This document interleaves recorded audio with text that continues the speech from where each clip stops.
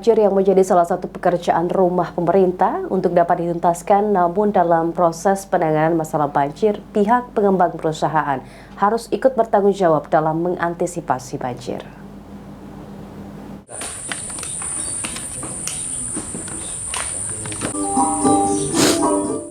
Penanganan banjir di Kota Palembang bukan hanya tanggung jawab dari pemerintah, namun juga berbagai pihak harus berperan dalam mengatasi masalah banjir.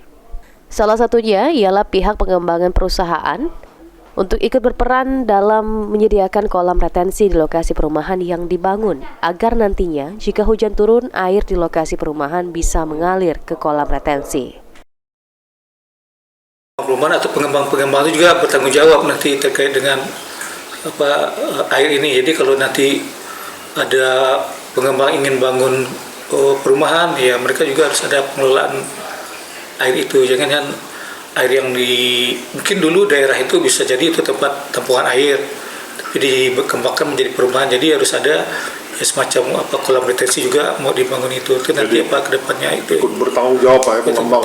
Dari analisa pihak BBWS 8 Sumatera, banjir di Palembang disebabkan karena sistem drainase yang kurang baik akibat adanya pembangunan sehingga air lambat mengalir ke Sungai Musi. Selain itu juga, Palembang alami kekurangan kolam retensi sehingga saat hujan turun deras air tidak tertampung. Tim Liputan PAL TV.